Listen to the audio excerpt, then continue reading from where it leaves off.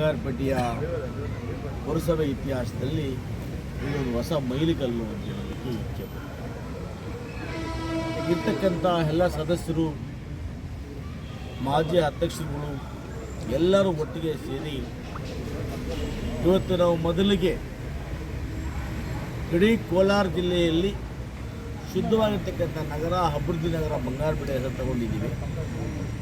ಅದರೊಟ್ಟಿಗೆ ಕಸ ಸಂಗ್ರಹ ಮಾಡ್ತಕ್ಕಂಥ ಒಂದು ಯೂನಿಟನ್ನು ನಾವು ಜಿಲ್ಲೆಯಲ್ಲೇ ಮೊದಲ ಬಾರಿಗೆ ನಾವು ಮಾಡಿದಂಥವ್ರು ನಾವು.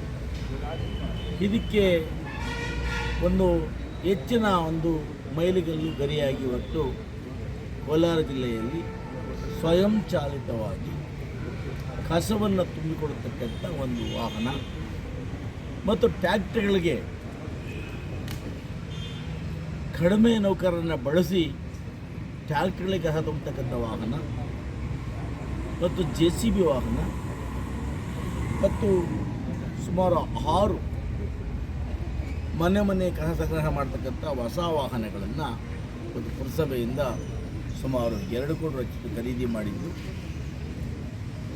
ಆ ಒಂದು ಖರೀದಿ ಮಾಡಿ ನಗರವನ್ನು ಸ್ವಚ್ಛವಾಗಿಡಲು, ನಗರವನ್ನು ಇನ್ನೂ ಹೆಚ್ಚಿನ ಅಭಿವೃದ್ಧಿ ಮಾಡೋ ದೃಷ್ಟಿಯಿಂದ ಇವತ್ತು ನಮ್ಮ ಪುರಸಭೆ ಕೌನ್ಸಿಲ್ ಇವತ್ತು ಎಲ್ಲವನ್ನು ಖರೀದಿ ಮಾಡಿ ಇದನ್ನು ನಾವು ಜನರ ಉಪಯೋಗಕ್ಕೆ ಬಳಸುವಂಥ ಕೆಲಸವನ್ನು ಮಾಡಿದ್ದೀವಿ. ಇದೆಲ್ಲ ಕೂಡ ನಮ್ಮ ಸದಸ್ಯರ ಮುತುವರ್ಜಿ, ಅವರಿಗಿರ್ತಕ್ಕಂಥ ಈ ನಗರದ ಬಗ್ಗೆ ಕಾಳಜಿ,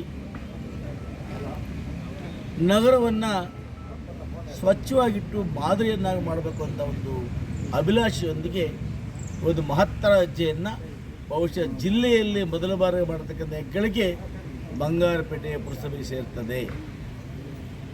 ಇಂಥ ಉತ್ತಮ ವ್ಯವಸ್ಥೆಯನ್ನು ಮಾಡಿದ್ದೇವೆ. ಇನ್ನೇನು ಕೇವಲ 1-2 ತಿಂಗಳಲ್ಲಿ ಅಧ್ಯಕ್ಷರನ್ನು ಕೂಡ ಆಯ್ಕೆ ಮಾಡುವಂಥ ಕಾರ್ಯವನ್ನು ಮಾಡಿ ಇವತ್ತು ನಾವು ಏನು KVDFCಯಿಂದ ನಗರವನ್ನು ಸುಂದರ ಮಾದರಿ ಮಾಡಲಿಕ್ಕೆ ಕ್ರಿಯಾಯೋಜನೆ ತಯಾರು ಮಾಡ್ತಾ ಇದ್ದೀವಿ.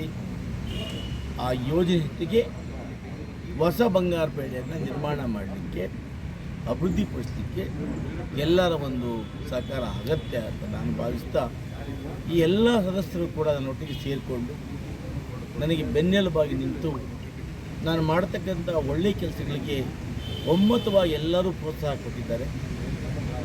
ಕೆಲವು ಹಿಂದೆ ಇದ್ದಂಥ ಮುಖ್ಯಾಧಿಕಾರಿಗಳು ಕೆಲವು ನಮ್ಮ ಸದಸ್ಯರ ಕೆಲಸಗಳಿಂದ ಮಾಡದೆ ತೊಂದರೆ ಆಗಿದ್ದರಿಂದ ಇವತ್ತು ಹೊಸದಾಗಿ ಸತ್ಯನಾರಾಯಣ ಅವರನ್ನು ನಮ್ಮೆಲ್ಲ ಹಿರಿಯರ ಒಪ್ಪಿಗೆ ಮೇರೆಗೆ ಇವತ್ತು ಇಲ್ಲಿಗೆ ಹಾಕ್ಕೊಂಡ್ಬಂದಿದ್ದೇವೆ.